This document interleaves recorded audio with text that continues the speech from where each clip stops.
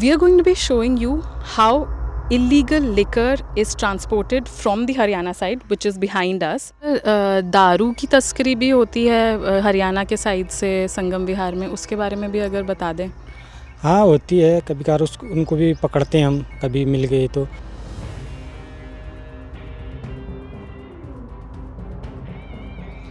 Hello and welcome to The Print. You're with me, Soumya Pillai, and video journalist Varsha Kaul. Today we are here at the lush green Asola Wildlife Sanctuary, which is among the greenest pockets in the national capital.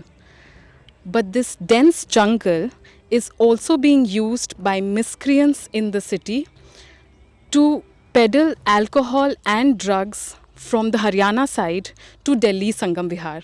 Stay with us for the next few minutes as we show you how criminal activities is being controlled in the forests of Delhi. Over the last few years, the Forest Department of the city has expanded their sphere of operations from protecting the flora and fauna of the city to fighting bootleggers and smugglers.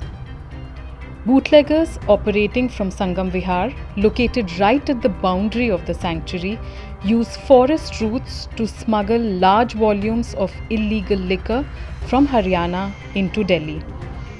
From there, it is distributed to the rest of the city. The lack of ample police presence and the dense forest cover makes it easy to evade the law.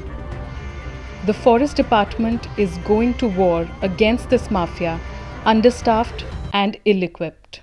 We are going to be showing you how illegal liquor is transported from the Haryana side, which is behind us, to the Delhi side, which is on the other side of the sanctuary. So behind me, you are seeing that there are kacha rastas that are created, using which they get from the Haryana side to Sangam Vihar. Now these dirt paths that you're seeing, they use two-wheelers with cartons full of this liquor to get to the Sangam Vihar side. You're also seeing little pits that have been created. These are created by the Delhi Forest Department officials to discourage these criminals from getting to the other side. In 2021, this was also the very same spot where 4 forest officials were brutally beaten up by illegal liquor traders because their vans were seized. हमारे साथ forest department से Dinesh sir जुड़े हैं, जो हमें बताएंगे कि पिछले कुछ सालों में Asola Bhati wild life sanctuary में किस तरीके से पेट्रोलिंग बढ़ा दी गई है ताकि संगम विहार साइड से जो इलीगल एक्टिविटीज़ होती हैं उस पे रोक लगाई जाए। सर हमें बताइए कि पेट्रोलिंग यहाँ पे किस तरीके से होती है और किस तरीके से आप लोग कंट्रोल करने की कोशिश कर रहे हैं। पेट्रोलिंग यहाँ पर 24 आवर्स से होती है, तो हम गाड़ी से वो करते हैं, एक्टिविटीज़ करते हैं, जो कि हर जगह घूमते रहते हैं कि कोई ऐसा इनलीगल काम ना हो जो कि यहाँ से फॉरेस्ट के अंदर करे यहाँ के लोग। तो इसलिए हमारी पेट्रोलिंग टीम बनी हुई है। 8-8 घंटे की ड्यूटी पड़ती है, 3 शिफ्टें चलती हैं, नाइट में भी डे में भी, वो जो घूमते रहते हैं। सर संगम विहार और देवली साइड जो है वो आपके जो सेंचुरी है उसकी वॉल उसी के साथ जुड़ी हुई है, तो किस तरीके से क्रिमिनल्स आ जाते हैं इस तरफ और किस तरीके से कौन सी एक्टिविटीज़ है जो सबसे ज़्यादा जंगलों में आप लोगों को कंट्रोल करनी पड़ती है। जंगल में हर एक चीज़ है, जैसे गर्मियों के टाइम में आग का ज़्यादा कर रहे थे, वो आग कहीं मार्चिस या बीड़ी ऐसी चीज़ें डेल दी जिससे आग लग जाती थी। इसलिए हमको फिर दीवार के सारे भी पेट्रोलिंग करनी पड़ती है कि कोई ना आए, कोई ऐसी वो न करे, क्योंकि ये सेंचुरी है तो औरों का तो अलाउड आना है भी नहीं।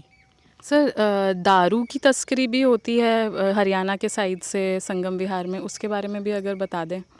हाँ होती है, कभी कभार उनको भी पकड़ते हैं हम, कभी मिल गए तो उनकी उसकी भी कार्रवाई होती है।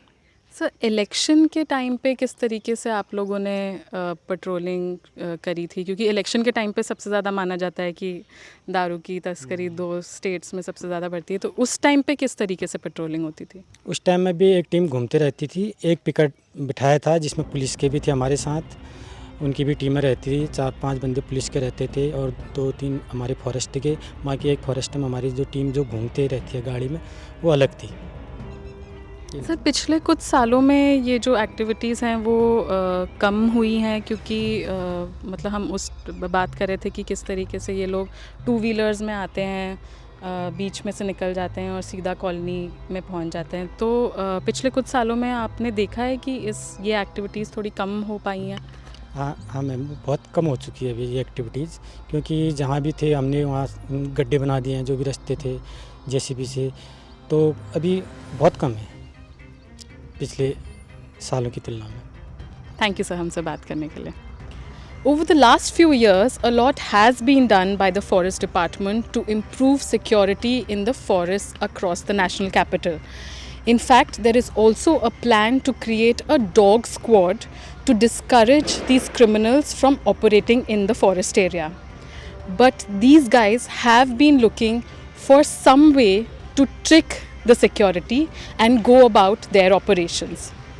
You were with me, Soumya Pillai, and video journalist Varsha Kaul for The Print.